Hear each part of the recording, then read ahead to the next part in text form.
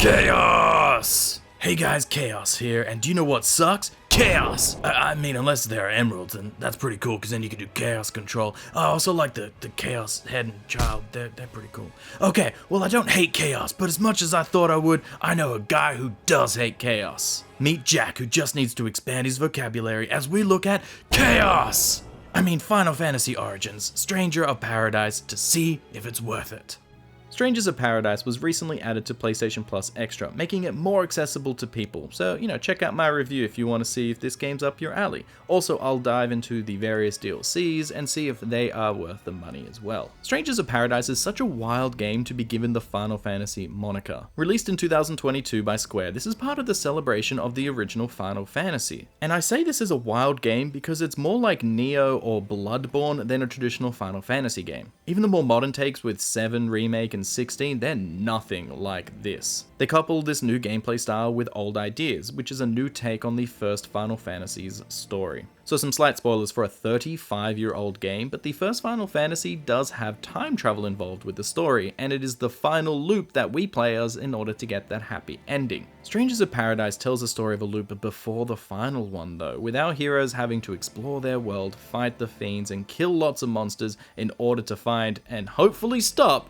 chaos. And all of that is literally everything I knew about this game before I bought it. A retelling slash reimagining prequel to the first Final Fantasy game, starring Jack, who says chaos a lot, and it plays similar to Neo. And honestly, that sold it to me. If you've been watching my channel for a while, then first, thank you, but you may have noticed that I don't typically play or review things that are new. And this review is far from fresh, it's coming out like 2 years later, but I just want to get across to you how excited I was to get this game. Now, I didn't get Final Fantasy 16 on launch, but Strangers, well, I didn't get it on launch either, I actually waited about a month, but still, it was so quick compared to what I normally do with new games. Then I went into this game mostly blind, and I'll tell you now, I was taken aback by it. The story intrigued me, the humor made me laugh, the gameplay was addicting, the bosses were incredible, and the visuals were mostly fantastic, and I played this game so much. I even bought all the DLC and played all of that, and it wasn't even for this review, I just really liked the game, so you can probably guess my conclusion before we even get there. So how do you play Strangers? Well, the main crux of the game is the mission loop. Basically, you pick a mission, and if it's part of the main story, there will be a few cutscenes sprinkled throughout the level. Otherwise, you just pretty much walk through a level in order to get to a boss. Along the way, there will be loads of exploration, but it's mostly a straight line. Now, there may not be too many puzzles in the game, but it does have variety in its exploration and a few secret areas to find. On the journey to the boss, the characters talk to one another, which helps flesh them out quite a bit, and the story, which is great, but sometimes it can be cut short when a fight starts, and that's a little awkward. Now, this fighting system is very simple, but it has so much depth. It's like an ocean if you dive deep enough, and it's insane what people can come up with. So on the surface level, you pick a job class based on the original game, like a fighter or a monk, and each one of those has its own stats, weapons, and special moves. This could be casting magic like a black mage, or maybe stealing moves from an enemy like the thief. To fight, you have an attack button, which can be strung into different combos by pressing the special move button at different times. So attack special is different from attack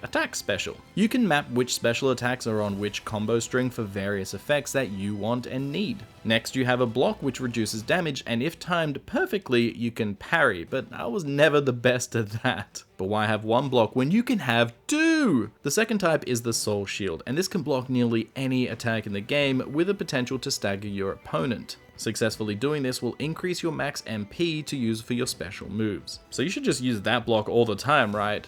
Well, not quite. It is tied to something called your break gauge. Every time you bring up your shield and every hit you take will reduce it, and if it ever hits 0, you become staggered, leaving you open to be punished, so it's a risk-reward move. There's also a few moves that you can steal from an enemy, so if they use a purple attack like the bombs using fire, you can bring up your soul shield and catch it. Now you can use that move against your foe at 0 MP cost. It's a nice little addition. To round out your moves, you do have a pretty generic dodge, but it is the Soul Burst that is incredible. So if you ever manage to stagger an enemy by getting their break gauge to 0, you can do a finisher where you just obliterate the enemy. it is so satisfying. I'm not kidding. Each enemy type has a unique finisher as well, and even after 70 hours playing, I never got bored of this mechanic. Doing a soul burst increases your MP and it kills your opponent in one move, and it hurts other things around it. It never gets old. It is so amazing and oh, so much fun. Which is good because you'll be doing a lot of fighting. And personally, through the main story, I never felt like a god. I always felt vulnerable where the bad guys could kill me and I could just make mistakes which would lead to my death. Every time you die, you are brought back to the last checkpoint, which is kind of like a bonfire from Dark Souls. It's here that you can spend your level up points to unlock new skills and make your job stronger. Each job also has a level cap, so it's natural to jump between the different jobs to try new fighting styles, weapons, and special moves to find the ones that you like. I would suggest playing and leveling up everything so you can unlock everything, but aside from that, you can just play with whatever is most fun for you. But all of these systems come to a head when you reach the boss. Each one of these is unique in design, attacks, and strategy. They are the true test of your skill and mastery of each of the mechanics. Dodging, blocking, soul shielding, attacking, exploiting their weaknesses, and finding their openings. It does not get any better than this. But it can also be pretty darn hard, frustrating, and annoying at times. And that's because not all bosses are created equally. Now this will probably be the point where a lot of people will break and leave the game because bosses can just wipe the floor with you very easily. Take Tiamat for example. The first time I got to them, it took me so many tries, like 2 hours on just trying to defeat this one boss. But every time I played it, I grew, I adapted, I learned their attacks and how best to block and shield. In other words, you gotta get good. And then whilst fighting the boss, you either get them down to half of their life or deplete their entire break gauge and you do a big finisher on them, only to realize that every single boss has a phase 2. Oh dear lord, it's always harder than the first phase as well, so now you're getting wrecked again because you have to learn their new moves and new patterns, and doing this you'll perfect the first phase because you'll be dying quite a lot. It's so good if you ever beat them though. But I cannot express how intense and fun and exciting these bosses are, and while I certainly would like some more than others, they are all fantastic. This gameplay loop is simply addicting if you don't rage quit, that is. But let's shift focus away from the battle system and talk about the level design. Each level is very distinct, from a pirate shore cove to snowy mountains to a weather changing forest. And they all look stunning. And while there are a lot of levels, they also become repetitive. All of the side missions and nearly all of the DLC uses the same 12-ish levels again and again, so it can be a little tiring seeing the same places over and over. Also, this level is personally really hard to navigate as I'm not sure what is the ground, what's the wall, what's a trap, or what's in the way. I have no idea.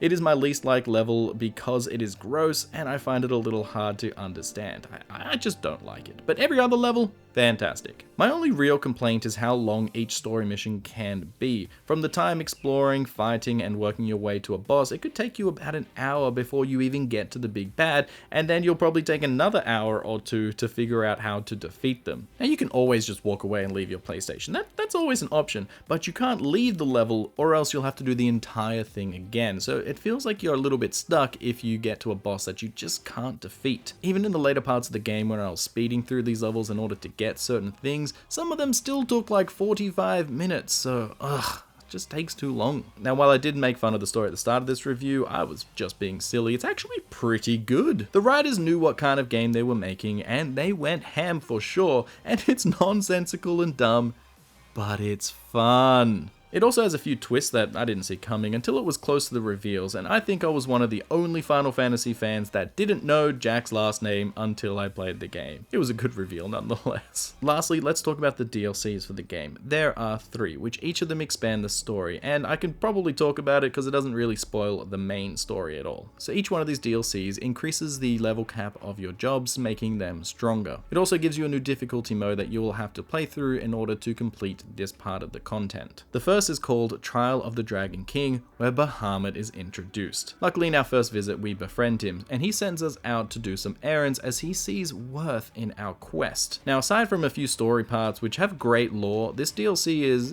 kinda meh. It adds trials to the game, which are optional difficulty sliders to each level. Like you could choose to give enemies more health, or your MP starts draining, or each time you get hit you start a status effect, which is the worst one, by the way. I simply hate that. If you want the extra challenge, that is fantastic, but it's kind of a little shallow outside of that. The only reason why you'd be doing these trials is to get rat tails, which you can spend on new job specializations in order to make your jobs even better. So that part is fantastic because it opens up so much more opportunity for every job, and it offers up more gameplay styles and more metagaming, which is pretty fun. The second DLC is called Wanderer of the Rift, and after a bit of story, a rift has opened up which threatens to collapse your world, so our heroes have to go in and try and stop it. This offers a slightly different take on things as well, because they give you shorter, more focused missions like killing a certain amount of enemies, or finding an exit, or opening treasure chests in order to earn points. When you have enough points, you proceed to the next floor where everything gets just a little bit harder. In between each mission is a hub area which you use for the story, and you can even befriend some monsters here which offer you quests and stat bonuses. I quite like these monsters because they have their own stories and personalities, and they help flesh out the game. This DLC also offers 2 new bosses, and one is fantastic and the other is a little bit annoying. So I haven't mentioned this yet, but after you beat the main game you get access to extra mode where you can break the game and make yourself immortal, but you get fewer rewards for doing so. It just makes the post-game content super duper easy because you can just not die in it and do all the hardest stuff. But the devs knew about this, so after you've hit floor 20 in the Rift, the extra mode becomes unavailable, and now you actually have to play the game.